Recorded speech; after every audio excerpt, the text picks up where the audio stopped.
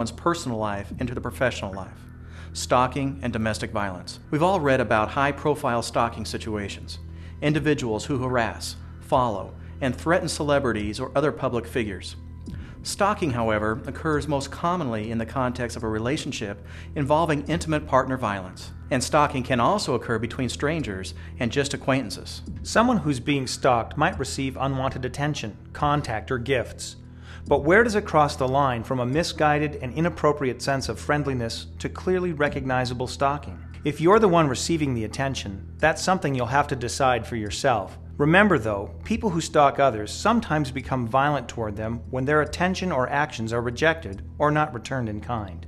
Since stalking and domestic violence often go hand in hand, what is domestic violence and what does it look like? Domestic violence is defined as a pattern of behavior in which one intimate partner uses physical violence, intimidation, threats, emotional, sexual, or economic abuse to control the other partner in a relationship. It's a significant problem in today's workplace, affecting nearly 1 out of every 4 women. Employees can often observe behaviors which might suggest that someone is the victim of violence at home. These behaviors include disruptive phone calls and emails at work, discomfort when communicating with others, anxiety and lack of concentration on the job, unexplained bruises or injuries, inappropriate clothing for the time of year, frequent work absences, unplanned use of leave time, and disruptive visits to the workplace from a current or former intimate partner. Because domestic violence often spills over into the workplace, you should report signs of domestic violence just as you would other behaviors of concern.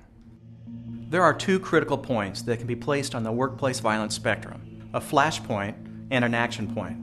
The flashpoint is the place on the spectrum where actual violence occurs. The action point is the place where you recognize that violence may be an outcome and you respond with some type of action. It's important to keep in mind that the exact location of a flashpoint can vary from one situation and individual to another. Here's why it's so important to set an early action point. The fact is, we just don't know what's going on inside another person's head.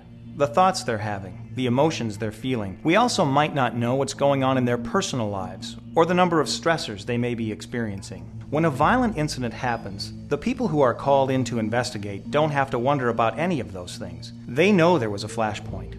They can look back from the moment it happened and usually see points along the way where intervention might have prevented the violence.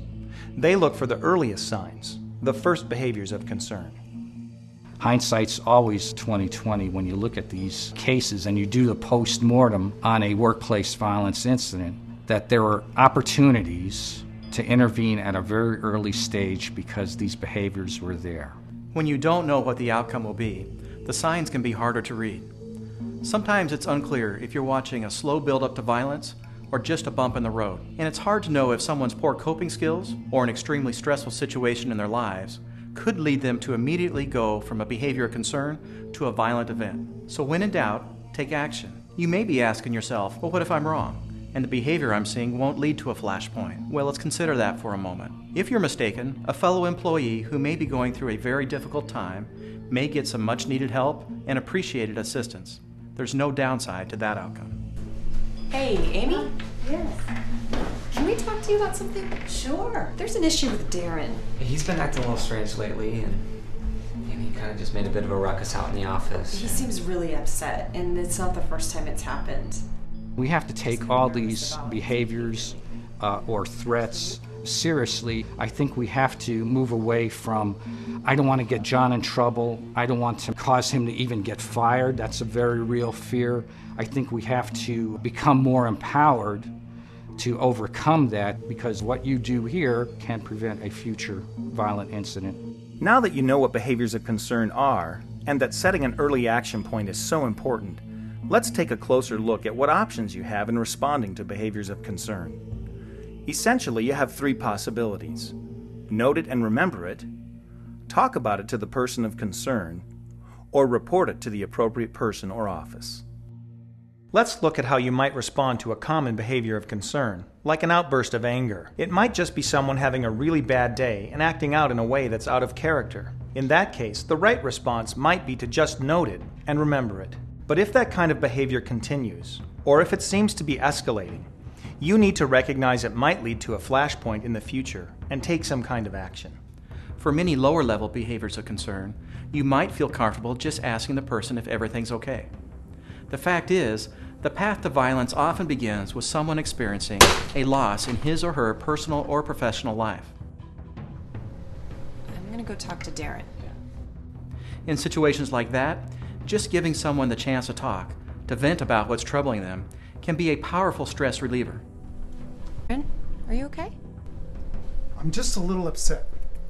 Do you want to talk about it? Sure. If you're making these observations, they're sending out duress signals. It's like a personal SOS.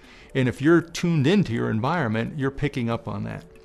And so sitting with them and giving them an opportunity to tell you about that is an incredible contribution to your work environment. If you've asked a coworker how they're doing and their answer concerns you, you should take the next level of action and report it to an appropriate person in your organization. What's going on? Everybody else gets credit for my work. She's gonna pay for this. You're all gonna pay for this. Let's take a different view of anger as a behavior of concern. In its extreme form, aggressively angry behaviors are harmful. For that reason alone, they require timely attention and effective intervention. The same is true for physical violence, as well as all threats and threatening behavior. All of these behaviors must be taken seriously and must be brought to the attention of the appropriate person or department. For these behaviors, the only effective response is to report them immediately.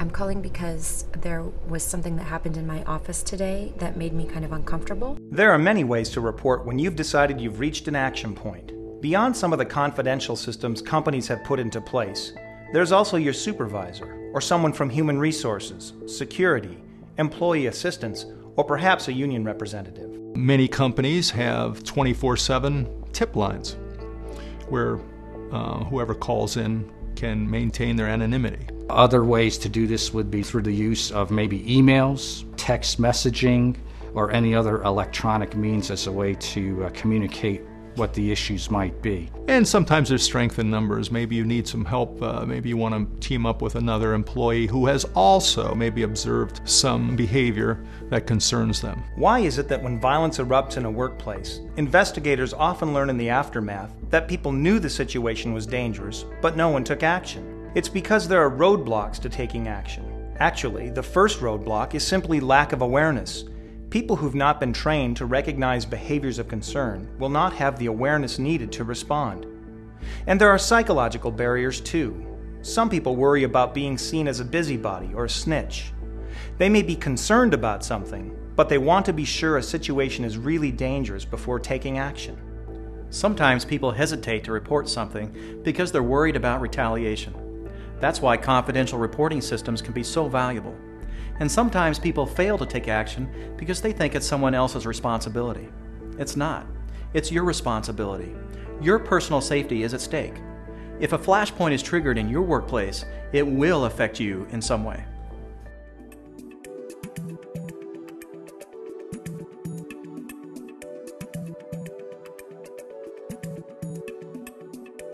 In my experience in working these types of cases and lecturing all over the country and dealing with these issues, one of the issues that always strikes me is how many times people have observed behaviors after the fact, once they've thought about it, after an incident's occurred, that had they done something early, they could have prevented this incident from happening.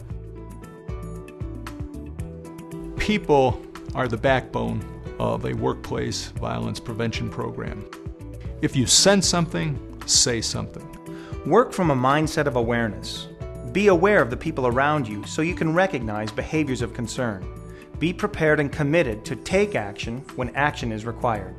Don't talk yourself out of doing what you need to do. The stakes are too high. These behaviors, if left unchecked, will not go away, and in many cases can escalate into more violent behavior.